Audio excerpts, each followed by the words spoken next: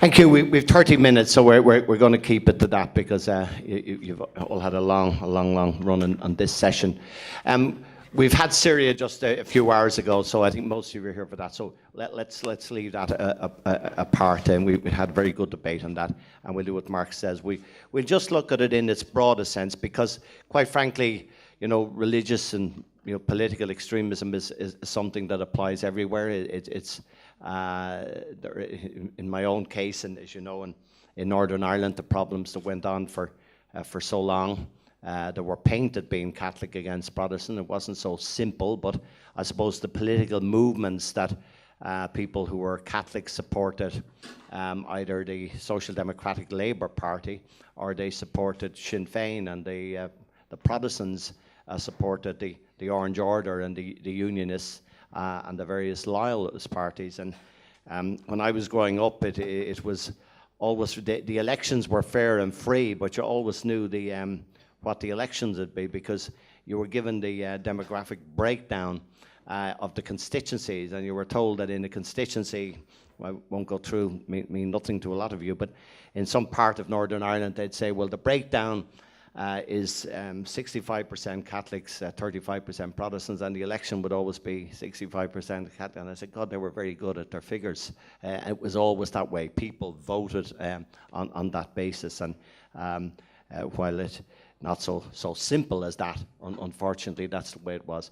And I think we've seen now radical extremism in so many places and in so many conflicts, and I think with this panel who are well qualified to talk about that. So what I'd like to do is we give everyone on the panel a chance to speak, and then if we could take some questions, maybe that's the best way of us using our half an hour, and then let you on with your evening. So maybe I'll start on my right, and just if you want to present your views for a few moments, and then we can take a few questions. Okay, thank you very much. I think it's not easy to give a clean definition of extremism, because it is very difficult to say, well, from this time onward it becomes more and more extremist and so on. But nevertheless, it is meaningful to talk about extremism, fundamentalism, and so on and so forth.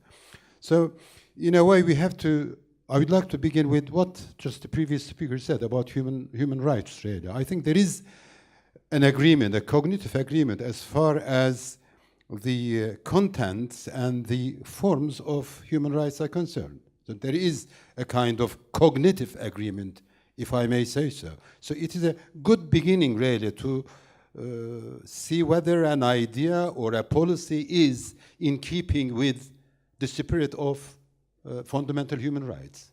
If it really gets away from it, if it doesn't really mind, if it doesn't give a damn, so to speak, as far as human rights are concerned, so at least that will be the beginning of some kind of extremism. So in a way, political extremism may be perhaps a kind of soft extremism, but nevertheless, in the last analysis, political extremism means that politics which is not really keeping with commonly shared values, not in keeping with human rights.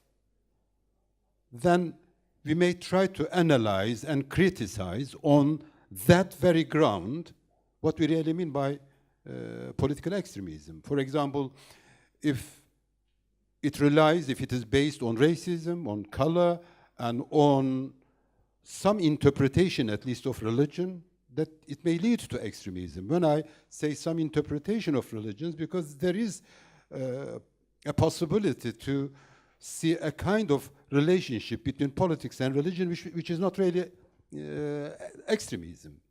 In other words, if religion is there not as something which defines public policy, which defines public space, which defines the basic political framework, then I think it may be even useful if we start with the clear distinction between sometimes called thin interpretation and thick interpretation of a concept. This is Michael Walzer's distinction, by the way.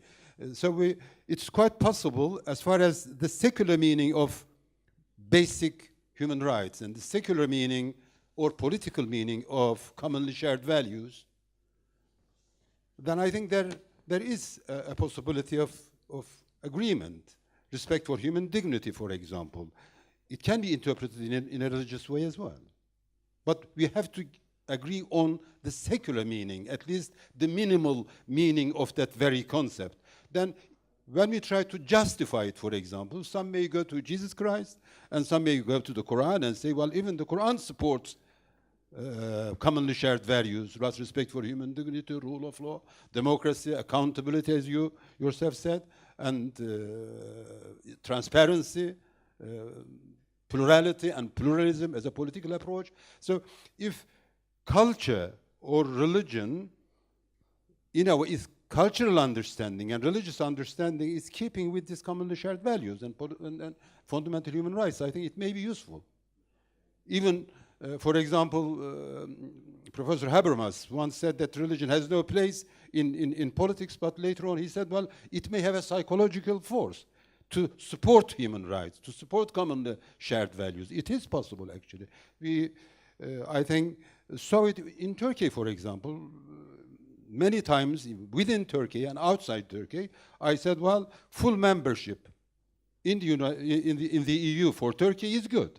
Why? Because although there is an agreement, again, let me repeat, as far as human rights and commonly shared values are concerned, but as far as ontological and epistemological approach is concerned, I think there is no difficulty. We know that commonly shared values exist. The word know refers to epistemology, exist refers to ontology. But there is a difference when we come to the field of praxis.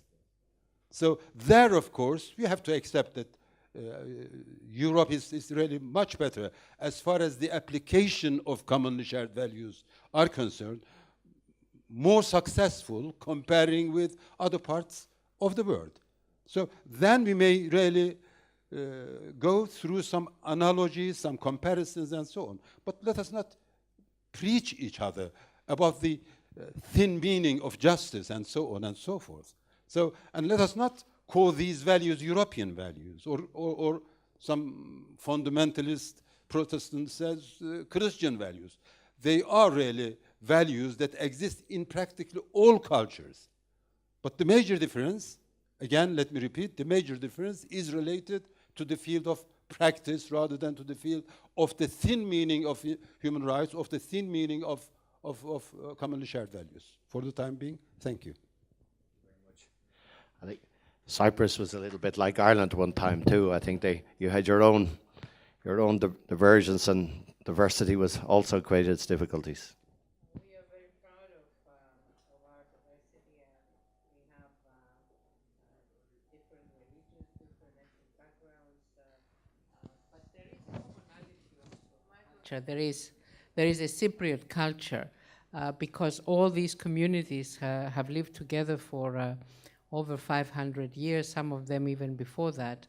And there is a common, I would say, common Cypriot identity and a commonality of cultures and traditions, despite the fact that there are different religious and different ethnic backgrounds. But I want to talk a little bit more about the reconciliation, and I think this is extremely important. It was extremely important in South Africa. It was extremely important in Northern Ireland, but also in many Latin American countries that have suffered from very, very severe violations of human rights during the dictatorships. So a reconciliation process is extremely important to heal the wounds that have been caused from these violations, and that to also to uncover the truth about the background and the root causes of these conflicts and the violations. Because if you ask the different parties in a certain conflict about the root causes, you will hear different stories from each of these actors or parts of the conflict. So it's important to through a process of reconciliation. And this is not an easy process. It's a long process. It's a painful process. But at the end, when the truth comes out and when people they realize what they have caused to the other, then the healing process starts. But I want to talk a little bit also here about education and how important education is in order to avoid the political and religious extremism. Because political and religious extremism starts from schools in all parts of the world. I mean, the way you teach, especially the way you teach history to the young children, the way you identify the other, it's very important for the perceptions that the young children and later on youth will have towards other communities, other countries, other citizens, and so on. So it's we have to pay, I think, more attention to education and especially to history teaching, and create a culture of respect, a culture of tolerance towards the other religions, and of course organizations like the Council of Europe, but other organizations around the world are doing their best in order to contribute in that direction. I think you're so correct that the Truth and Reconciliation Commission in South Africa worked so well. I mean, if you can ever say these things can work well, I've seen others where you've had peace and reconciliation to a certain extent. The difficulty is that during conflicts, terrible things happen, terrible atrocities happen. People do things because it's just the response to the times that they're living in.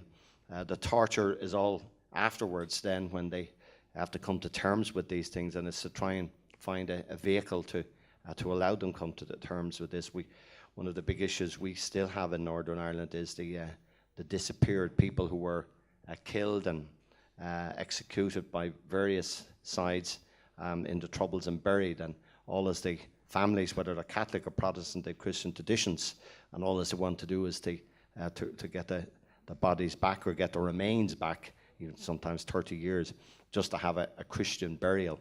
And it's extraordinary the effects that these things bring. Jack, you have plenty of experience from Glasgow anyway, but I think maybe wider field. At least there it's only football matches. Yeah, I was going to start with that. Yeah, I mean, what we experienced in some parts of Scotland on religious sectarianism is nothing like what's has been experienced in Northern Ireland, although it's influenced by it. And one of the things that was interesting for me when I was First Minister was that I received more abuse and hate mail for establishing a series of anti-sectarianism First Minister summits and a number of initiatives to try and link schools together and pursue changes in the major football clubs, which we successfully managed to pursue, than I ever received for the fact that the Labour government were going to war in Iraq, or the smoking ban, which people thought would be more controversial, and so on. The real abuse I got was over trying to tackle religious divide, and from both sides, and still get it 6 years on. These issues are really entrenched and very difficult to tackle, but they take leadership. And one of my big regrets about leaving office is that one of the first things my successor did was abandon the summits, which I think was a really unfortunate move. But there you go. I don't want to repeat what anybody else has said, but I want to make two brief points. The first is that we spend a long time, particularly in Europe, talking about Islamic or Muslim extremism. But for me, there is also a problem in our world today of Christian extremism as well. The biggest problem in America is not Muslim extremism, it's Christian extremism. We've just seen today an anti-homosexuality bill passed in Uganda, which is going to criminalise people for life because of who they love, which has been provoked by American religious leaders going into that part of Africa and winding people up with fear and prejudice. So a lot of the fears and prejudices in the world today, yes, are being prompted by Islamic extremism, but there are also an awful lot being provoked by Christian extremism as well. And I think there's a real issue for all of us about making the case for a separation between religion and state, and for a more tolerant approach to religion that I think is essential if we're going to reduce some of the tensions and fears that exist in our world. The second point I wanted to add is about, I suppose essentially it's about migration is the best example of this. I think we have a huge divide in the world today. It's particularly acute in Europe, but it's a divide that exists elsewhere as well, between those who enjoy and celebrate diversity and those that are terrified by it. And that's most acute in relation to migration from Africa and the East into Europe. But it's there elsewhere as well. It's there in parts of North America. It's there in parts of Asia and Australia. It's even there within continents. And I think there is a huge role here for diplomatic and political leaders, for cultural leaders as well, to stand up for what has to be right in the longer term, and that is a celebration of cultural diversity and a reduction in fear of cultural diversity.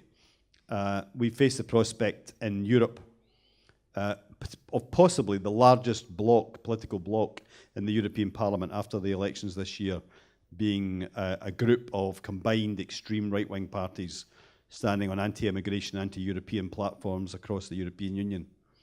And that should terrify everybody. But the European Union is not alone in having that potential. And across the world, particularly amongst younger people today, there are hundreds of millions of people who enjoy and celebrate diversity and who like living in countries that are more multicultural and more diverse, and like to be able to move around the world and enjoy that themselves. And that will be true for generation after generation. It will improve. But there is also a large section of our populations who are terrified by this prospect. And I think political leaders and diplomatic leaders and cultural leaders need to stand up and be counted on this, however difficult it is. One of the reasons across Europe today that extremist parties are leading the polls in Holland and France, in one or two countries in Eastern Europe, former Eastern Europe, potentially in the UK in the European elections as well, is because politicians from the democratic centre, whether centre right or centre left, have not taken a stand against these extremist parties and stood up for what is right and proper, even when it was unpopular. And it's time for all of us to do that, in my opinion. Thanks very much, Jack. Okay, let's take some questions because we're very limited time on this session. So if any questions?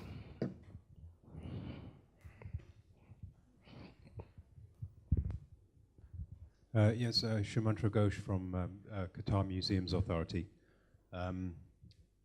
First thing I'd like to say, actually, Mr. Ahern, is that I think your achievement in Northern Ireland was immense, and it's a fantastic example. And coming from the UK originally, that problem looked absolutely impossible to solve. And I think it just shows how in conflict resolution, if both sides are able to give way and give up something of what they hold dear and true, it's a very difficult thing to do, but it shows there is a solution. And I mean, I lived here in 1987 at a time when we thought the wall was never going to come down. So it does show how things can change. The question I wanted to ask the panel was, I'm involved in Qatar in cultural initiatives, cultural diplomacy initiatives, and one of the things we benefit from in that region is immense wealth. And so you take the Museum of Islamic Art in Qatar, for example. That project, that collection has taken a vast amount of money to put together, but what it's doing by just existing is showing Islamic art from all over the world. well, all over the Islamic world. So you've got Shia and you've got Sunni created pieces. You've got objects from Morocco, from Spain, from China, from India. And so you can have, for example, two different sides of the rift within the Islamic world, just walking through that museum, and that very fact of being there could possibly help towards alleviation of some of the issues that we have in Syria, or for example.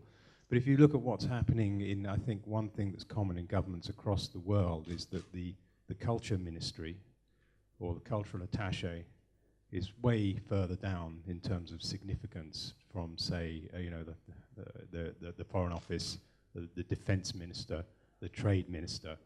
And I think one of the key things that needs to happen politically is that somehow this sense of culture needs to be moved up, and there needs to be far more investment, because not all countries have the wealth that there is in the Middle East, but at least it's being put into these cultural initiatives. So I just wondered what the panelists would have to say about that. Is how can we somehow help governments appreciate and understand that the culture is far more important than the importance it's currently given? Always part of the problem is, I think there's excellent cultural ministers, but the finance departments stop them usually implementing a lot of their visions. It's not that they don't have very good visions. I think but I think it is to be commended, in fairness, in Qatar and elsewhere where they are in a very fair and even way investing huge resources in. But I think I leave the panel. But I do think, apart from the money end of it, I do think culturally in Europe now, cultural ministers are working together, the Cultural Council, and there are far more things happening even than a decade ago. But resources do create the problem from where you're coming from. Anyone want to take up? Yes, again, I want to concentrate on education, because I think if we don't start from an early age, when the children are forming their personalities, if we don't start by making sure that they respect the other religions. First of all, they know about the other religions, because we have children, we have grown-up children, we have teenagers who don't even know about the other religions. So knowledge is first, then is tolerance, acceptance of the other religion, and the other person's culture. So this is something that we have to instill in the young children from the school age. It's extremely important, and if we don't do that, I think that children will get the perceptions that they will have later on in life from other sources. And of course, the other sources could be extremist sources, could be sources that poison the minds and the soul of the people. So it's of utmost importance that governments work together. Of course, UNESCO is doing a very good job in that direction, in order to have in the curricula of the children the knowledge about other religions, the respect of other religions, and promoting intercultural activities. So this is one way I think that ministers of culture around the world can work together in order to, at least if we have lost the present generation and the previous generations, at least to create a new generation of children that appreciate the culture of peace. Actually, education is important, but I think we have to work together in order at least to determine certain themes and the way we teach. So what we teach and how we teach and why we teach, all these questions are interrelated. For example, although in the title we have religious and political extremism, but there is also cultural extremism as well. And if you ask me to give a good example, for example, I will get the example from Samuel Huntington. He says, you see, in our culture, we have an assumption. We think that everybody is like us. If they are not like us, they want to be like us. If they don't want to be like us, that there is something wrong with them. If there is something wrong with them, then there are two possibilities to do. Either we have to force them to become like us, or we have to persuade them to become like us. And the last sentence is very important. This is not just an assumption. This is something that we do quite a lot in the whole world. So it is not just an idea. It's an idea which underlies many things that superpowers do and carry out in our world. So if we are going to teach our culture in this way, of course, I mean, it's much better not to teach at all. But if we are going to, at least we have to, again, we have to have a cognitive agreement on basic values as part of our culture education. Otherwise, you know, I think in the last century, or at least half a century, we concentrated so much on cultural diversity in the process of building nation states. If we didn't have enough cultural differences, then we invented some cultural differences. That happened in Turkey, that happened in Greece, for example. It happened actually in neighborly countries. In order to consolidate their national corporate identity, we said this food or this kitchen culture belongs to us.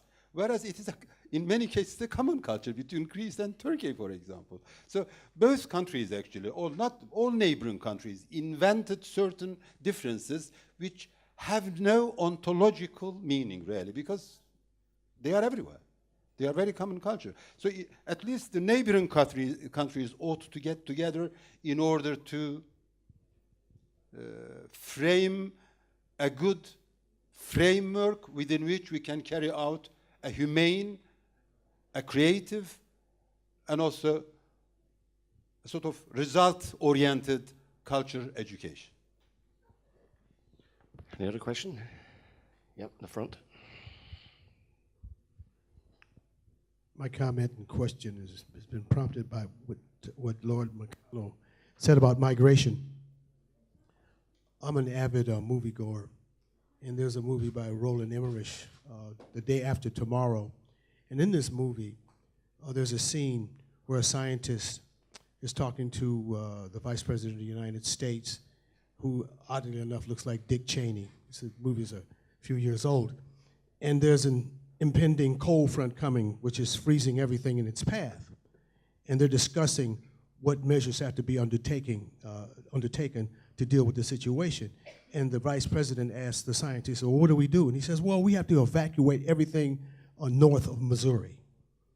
And the president says, well, that's impossible. We can't do that. And then it was ironic to see scenes of people from the United States flocking to the Rio Grande, to the river between Mexico and the United States, and going south rather than the problem of migrants going north. Now, we have a situation in Fukushima where in the worst case scenario, which some scientists maintain that if the worst case scenario develops, that people in the western, in the upper half of the globe will have to migrate to the southern half. I'd like to know, and it was prompted by your comment, why is there this fixation of the question of people coming from the south to the north rather than the prospect of people having to go from north to the south? You want to try that one, Jack? Sorry, Jack. You are always trouble at these events.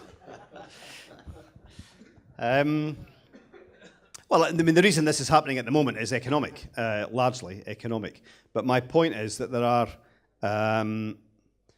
there are huge benefits in international migration for people moving around the globe from continent to continent, and this happens from the rich world to the poor world as well as the other way around. And I think, you know, to me, we can't have our cake and eat it here. We can't be saying in Western Europe that it's a great thing that our young people are traveling the world, going to visit other places, but by the way, we don't want young people from anywhere else in the world to come anywhere near us.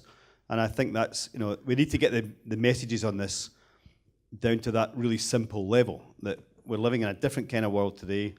There's always been migration, always been migration. It's just a little bit more global and international now than it was in the past, because of the accessibility of travel, the access to information and knowledge, the desire to go to other places that people would never have seen before. I